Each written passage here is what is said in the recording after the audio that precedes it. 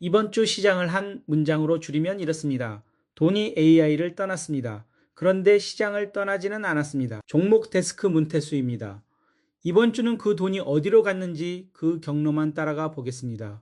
월요일에 메모리로 갔다가 화요일에 방어주로, 수요일에 금과 비트코인으로, 그리고 같은 날 바이오로 갔습니다.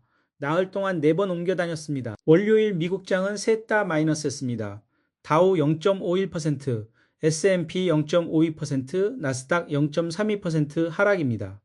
지수만 보면 조용히 밀린 하루입니다. 그런데 그 안에서 메모리만 따로 놀았습니다. 샌디스크가 8.88%, 마이크론이 4.13% 올랐습니다.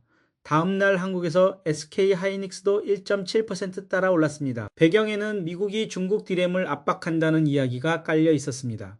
공급이 줄면 값이 오른다는 아주 오래된 계산입니다. 이때까지만 해도 이번 주는 메모리의 주가 되는 것처럼 보였습니다. 화요일에 미국 30년 만기 국채 금리가 장중 5.326%까지 올라갔습니다.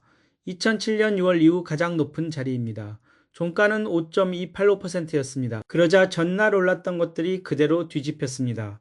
반도체 상장 지수 펀드가 4.96%, 마이크론이 7.02% 빠졌습니다. 전날 오름폭을 하루 만에 다 반납하고도 더 내려갔습니다. 한국에서는 SK 하이닉스가 8.36% 하락했습니다. 나스닥은 1.33% 내렸습니다. 왜 금리가 오르면 AI가 맞을까요? 지금 사는 게 아니라 몇 년 뒤 벌어들일 돈을 보고 사는 주식이기 때문입니다. 그 먼 미래의 돈을 오늘 값으로 바꿀 때 나누는 숫자가 금리입니다. 나누는 숫자가 커지면 같은 미래라도 오늘 값은 작아집니다. 여기가 이번 주의 핵심입니다. 그날 돈은 시장 밖으로 나가지 않았습니다. 헬스케어가 1.6%, 에너지가 1.76%, 필수 소비재가 1.06% 올랐습니다.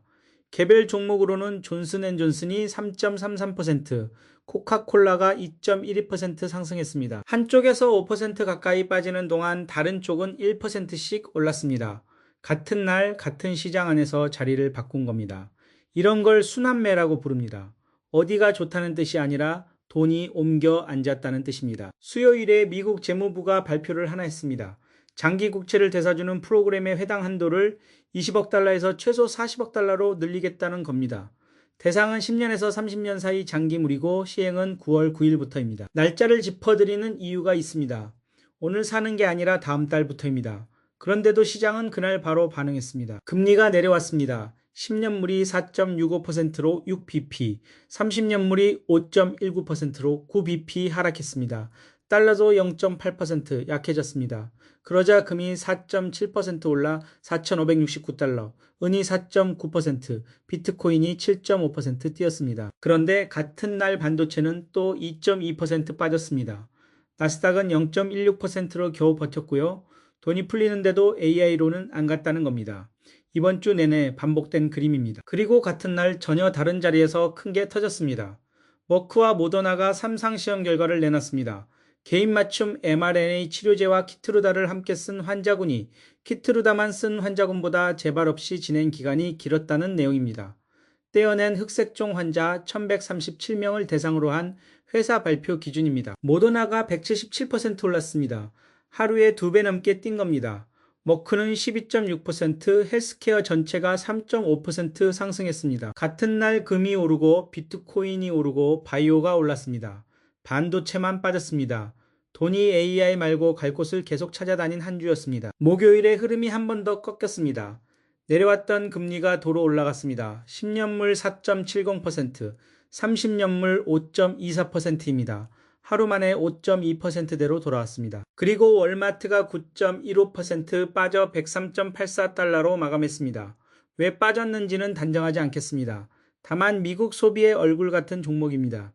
그 종목이 하루에 9% 빠지면 시장은 소비를 다시 봅니다.